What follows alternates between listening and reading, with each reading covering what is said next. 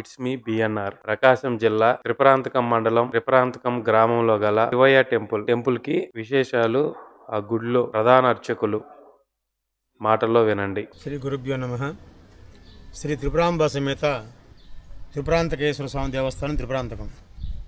ఈ దేవాలయము ప్రకాశం జిల్లా త్రిపురాంతకం మండలం త్రిపురాంతక గ్రామానికి సుమారు 2 కిలోమీటర్ల దూరంలో కుమారగిరిపై ఉంటుందన్నమాట. క్షేత్రము ప్రపంచంలో శ్రీచక్ర ఆధారిత ఏకైక శివాలయం త్రిపురాంతకం. ఈ దేవాలయం అంతా కూడా శ్రీచక్రాకారంలో ఉంటుందన్నమాట. ప్రపంచంలో రాక్షసులు కట్టిన ఒకే ఒక్కటి త్రిపురాంతకం. ఈ దేవాలయం రాక్షసులు నిర్మించబడిన దేవాలయం అంటారు దీన్ని. కాబట్టి ఇక్కడ తూర్పు ప్రవేశం నిషిద్ధము, నైరుతి ప్రవేశము రాక్షస ప్రవేశము. ఆ ప్రవేశం ద్వారా స్వామిని చూస్తున్నాం కాబట్టి ఆ లక్షణాలు మనకు వచ్చేస్తాయని. అమృతం అభిషేకం చేయాలి. అమృతం మనం సాధించలేము. తత్పర్యాయం మధు, తేనాభిషేకం తేనె వేస్తారు క్షేత్రంలో. ప్రపంచంలో మనము ఏ శివాలయం గుడినా ఈ స్వామి పేరు చెప్పాల్సిందే. ఎందుకంటే వేదాలు పుట్టినట్టుగా స్వామి క్షేత్రంలో ఉన్నాడు కాబట్టి. నమస్తే అస్తు భువనేశ్వరాయ మహాదేవాయ త్రయంబకాయ త్రిపురాంతకాయ. ప్రతి ఒక్క శివక్షేత్రంలో స్వామివారి పేరు జరుగుతూనే ఉంటుందన్నమాట. పంచమహాక్షేత్రాలు మొదలు త్రిపురాంతకము, చివర తిరుమల. త్రిపురాంతకము, శ్రీశైలము, మహానంది, అహోబిళము, తిరుమల, ఈ పంచమహాక్షేత్రాలు. ఇది శైవం కాబట్టి స్కందగిరి అంటారు ఈ కొండ పేరు. స్కందుడు తప చేశాడు కాబట్టి స్కందగిరి. అది శేషాచలం అంటారు తిరుమలని. కాబట్టి ఇక్కడి నుంచి సర్పాకారంలో ఉంటుంది కొండ మొత్తం కూడా. కాబట్టి ఈ సర్పాకారం మధ్యలో ఉన్నటువంటి కొండలే 5 గిరులే ఈ పంచమహాక్షేత్రాలు అన్నమాట. ఆయుష్ కోరుకొని ఐశ్వర్యాన్ని కాని మానవుడు కాబట్టి కాబట్టి త్రిపురాంతకము, శ్రీశైలము, మహానంది ఆయుష్ క్షేత్రాలు, అహోబిళము, తిరుమల ఐశ్వర్య క్షేత్రాలని వరుసగా ఉంటాయన్నమాట. క్షేత్రాలన్నీ కూడా ఇక్కడ త్రిపురాసుడు నాకు సంహరించాడు కాబట్టి త్రిపుర హంతకము ఆ ప్రదేశము. హంతము చేసిన స్వామి త్రిపుర హంతకుడు కాబట్టి త్రిపురాంతకేశ్వర స్వామిగా పిలుస్తుంటారు స్వామివారిని. ప్రపంచంలో శ్రీచక్రం మీద ఒకే ఒక్క శివాలయం త్రిపురాంతకం. ఈ దేవాలయానికి ఇక్కడ నైరుతి వాకిలి కాబట్టి ప్రాతకాలంలో స్వామికి తేనాభిషేకం ఉంటుందన్నమాట. ఎందుకంటే అమృతాభిషేకం చేయాలి కాబట్టి అమృతం సాధించలేం కాబట్టి తేనె. ఆ యొక్క తీర్థాన్ని మళ్ళంగా వేస్తారు క్షేత్రంలో. అన్ని ధర్మశాస్త్రం అంటే దేవాలయాల్లో శబ్దం రాకుండా తీర్థం తీసుకోవాలి. ధర్మశాస్త్రం ఇక్కడ విరుద్ధంగా ఉంటుంది. రక్తాక్షరక్త జిహ్వాయ నమో, రక్తం త్రాగితే జిహ్వ 4 గంటల బయటకు వచ్చేస్తుందో పేత్వ అట్లా పీలుస్తారు. ఆ శబ్దం చేయడం వల్ల గణాల దూరంగా వెళ్ళిపోతాయని ప్రతీతనమాట. ఇక్కడ ఇది కోరికలు తీర్చే కొండారి. ఈ కొండ పేరే స్కందగిరి. ఎందుకంటే స్కందుడు కోరికలు తీర్చేటి వాడు.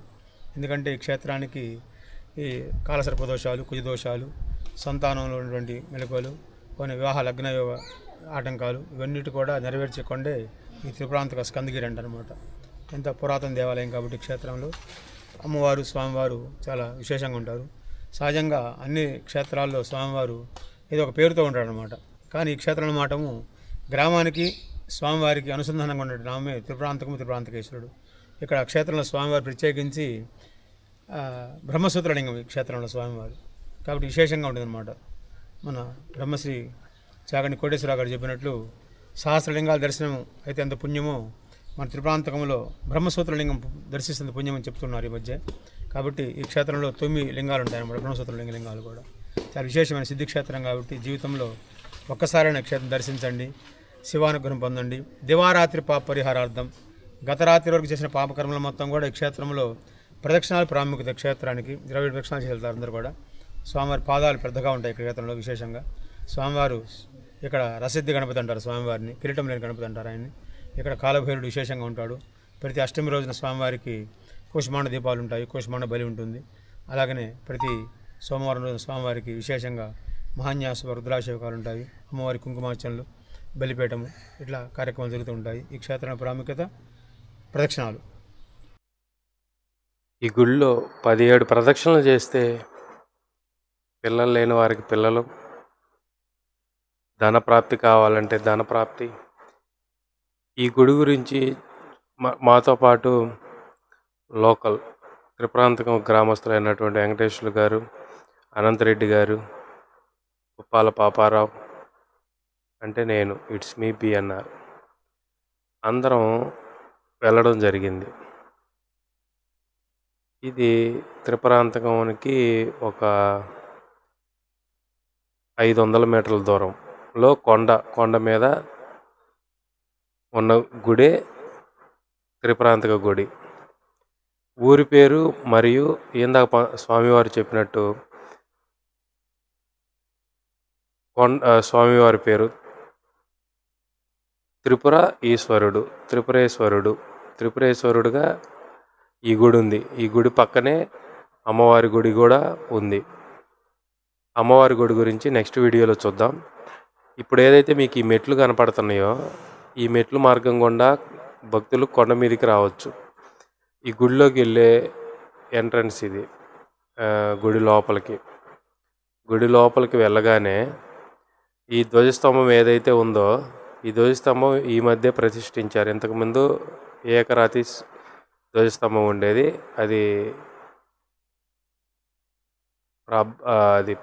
అది దాని ప్రదేశంలో ఇప్పుడు కొత్తగా ధ్వజస్తంభం నిర్మించారు. ఈ గుడిలో ఇదివరకు కోతులు హెవీగా ఉండేవి, అంటే చాలా ఎక్కువగా ఉండేవి. ఆ కోతులను తరమడానికి ఈ గుడిలో కొండముచ్చు కోతిని, ఇంకో కోతిని పెట్టారు. ఇది శివాలయం. ఇదే ఆ కొండముచ్చు కోతి. ఈ కోతి కోసమే ఈ కోతిని తీసుకొచ్చి పెట్టడం వల్ల ఈ గుడిలో కోతులు లేకుండా పోయినాయి. నాతో పాటు వచ్చిన వాళ్ళు కొంతమంది ఏమన్నారంటే, ఇదివరకు కోతులు ఎక్కువగా ఉండేయన్న, బాగా సందడిగా బాగుండేది, ఈ కోతిని తీసుకొచ్చి పెట్టారు ఉన్న కోతులను తరమడానికి.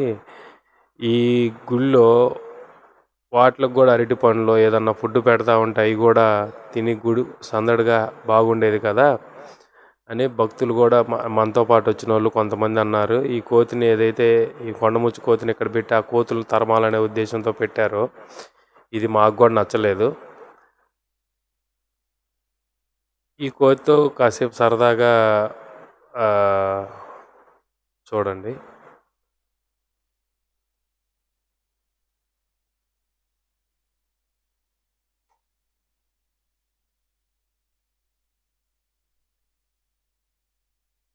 ఈ గుళ్ళో ఇక్కడి నుంచి డైరెక్ట్గా శ్రీశైలానికి వెళ్ళే మార్గం, అంటే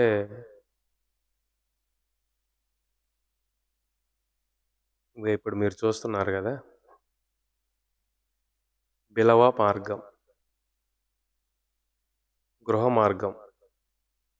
డైరెక్ట్గా శ్రీశైలానికి ఈ గృహలో నుంచే ఇదివరకు వెళ్ళేవాళ్ళు రాజులు వాళ్ళు. కాకపోతే ఈ గృహ కొద్దిగా దూరం వెళ్ళిన తర్వాత ఇప్పుడు ఇక్కడి నుంచి ఇది ఒక గది.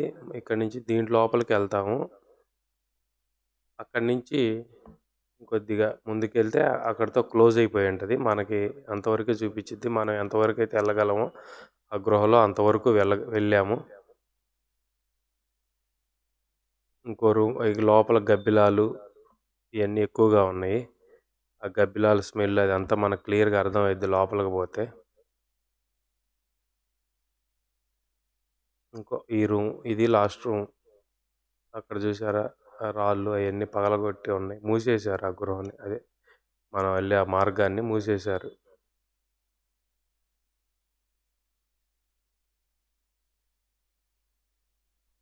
ప్రకాశం జిల్లాలో ఇది పురాతనమైన గుడి మరియు ప్రత్యేకమైన గుడి.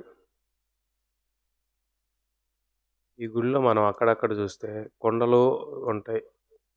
ఇదే శ్రీశైల బిలవ మార్గం అని చెప్పాను కదా, శ్రీశైలానికి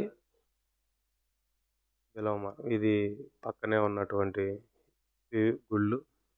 ఇదే దేవాలయంలో నంది శివుడు వీటిని గుడిలో 4 వైపులో చూడొచ్చు మనం.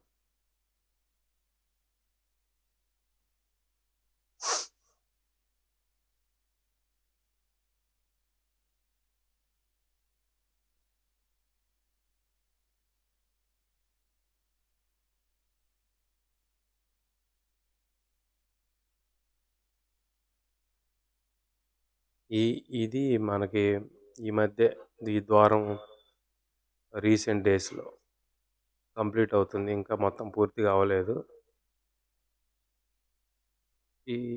ఇప్పుడు ఇది ఏదైతే ద్వారం ఉందో ఇది పడిపోకుండా ముందు వేరే మెట్ల మార్గం. ఇది పురాతన మెట్ల మార్గం. ఇక్కడి నుంచే పురాతన మెట్ల మార్గం కొద్దిగా ధ్వంసం అయింది, కానీ ఒకరు ఇద్దరు రావచ్చు. ఇది ఫస్ట్ ఈ మార్గమే, ఈ ద్వారం గుండానే లోపలికి వచ్చేది. ఈ ద్వారం గుండా కాకుండా ఇప్పుడు ఇంకో ద్వారం గుండా వస్తున్నారు. కొద్దిగా ముందుకెళ్ళి చూద్దాం.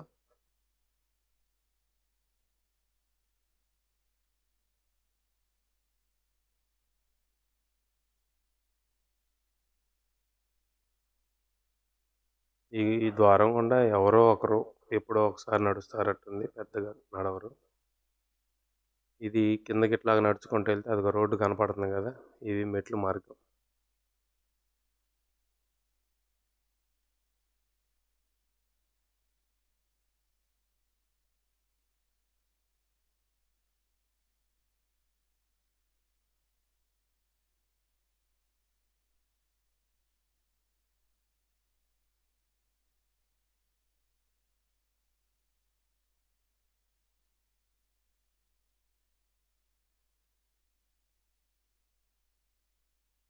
ఆ నీళ్ళ ట్యాంకి త్రిపురాంతకం గ్రామానికి సప్లై అవుతుంటాయి. ఇక్కడి నుంచే వాటర్, మంచినీళ్ళు, త్రాగునీరు.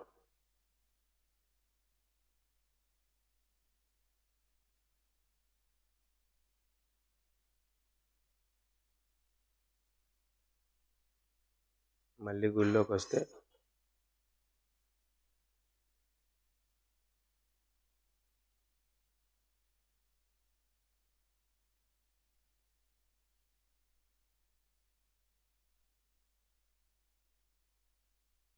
గణపతి, ఏకశిలా గణపతి.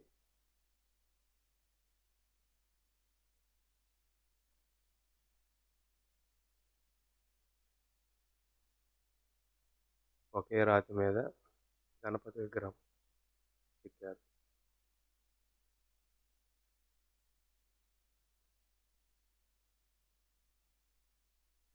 ఆ గణపతి మండపంలోనే ఇది కూడా ఉంది.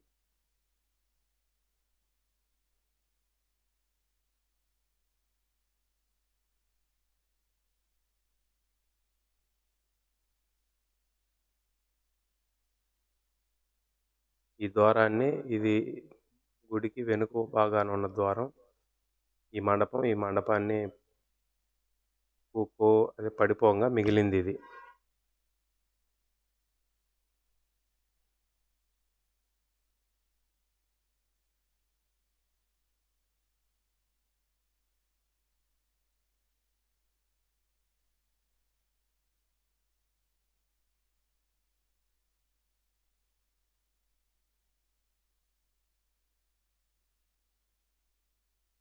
గుడి వెనక భాగాన ఈ గుళ్ళు ఉన్నాయి. మెయిన్ గుడి చుట్టూ మనం ప్రదక్షిణలు ఏదైతే ఉందో, ప్రదక్షిణ చేసేటప్పుడు ఈ గుళ్ళన్నీ మనకు కనపడతాయి. చెన్నకేశ్వర స్వామి గుడి.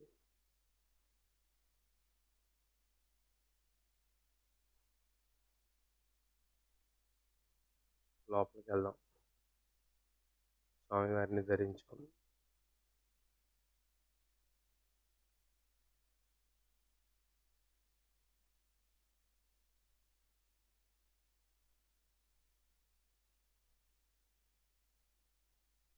ఓం నమః శివాయ.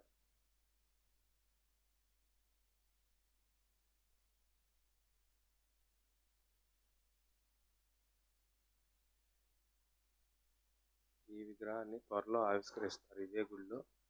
పాత విగ్రహం ప్లేస్లో, పాత విగ్రహం ఇది కొత్తగా తీసుకొచ్చారు విగ్రహం. ఈ విగ్రహాన్ని త్వరలో ప్రతిష్ఠిస్తారని మనకు తెలుసు.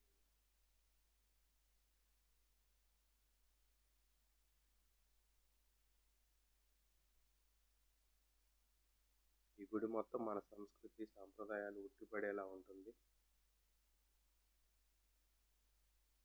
ప్రశాంతంగా 5 hours ఈ గుడిలో ప్రతి అణువు చూసుకుంటూ గడపచ్చు.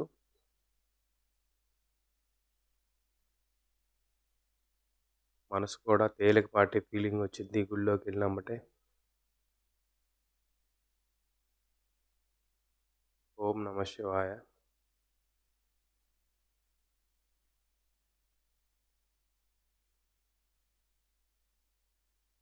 ఆంజనేయ స్వామి టెంపుల్ కూడా, ఆ విగ్రహం కూడా ఇదే గుడిలో ఉంది.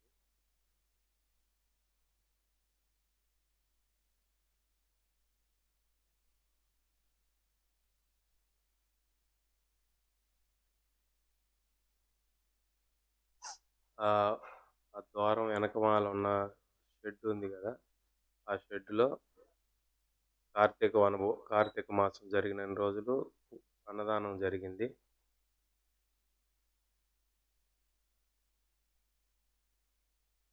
విడి టయాల్లో కూడా ఇక్కడ అన్నదానం కావాలంటే ఇక్కడ ఏ సత్రంలోనైనా ఎవరైనా వెళ్ళి తినొచ్చు. ఎక్కువ మంది గిన మీరు గిన వచ్చారంటే కింద ఉన్నటువంటి ఏ సత్రంలోనైనా మేము ఇంతమంది వచ్చాము మాకు ఫుడ్ వండండి అని చెప్తే వాళ్ళు ప్రిపేర్ చేస్తారు. కింద ఉన్నాయి సత్రాలు, పైన గుడి మీద కొండ మీద ఏం సత్రాలు ఏం లేవు. కొండ కింద సత్రాలు అన్నీ ఉన్నాయి. ఆర్య వైశ్య సత్రంలో అయితే ప్రతిరోజు అన్నదానం చేస్తారు. మిగిలిన సత్రాల్లో కూడా చేస్తారు.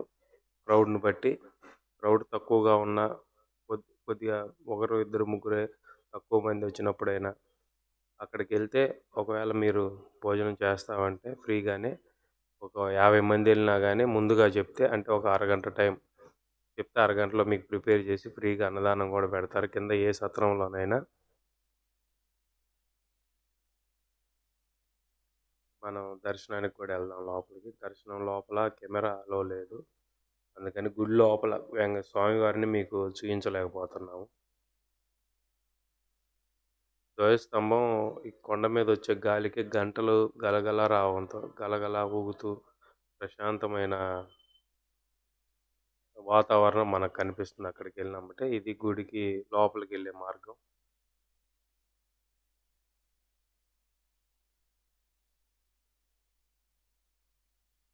దర్శనం టికెట్ 10 రూపాయలు. ఓం నమ శివాయ.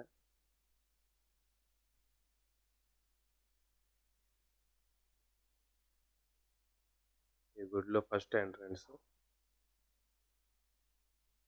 మీరు ఇటు లెఫ్ట్కి తిరిగితే గుడి లోపల దూరంగా కనపడుతుంది కదా, అది స్వామివారి కొలువైన ప్రదేశం.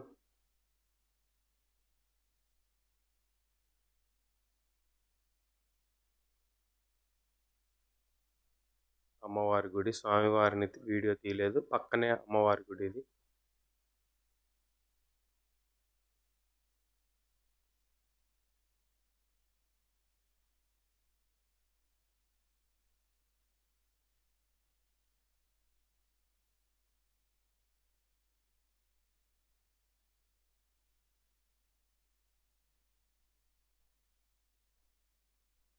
ఆ గుడి లోపల ఉన్న పీఠం. Thank you. Please share, like, subscribe.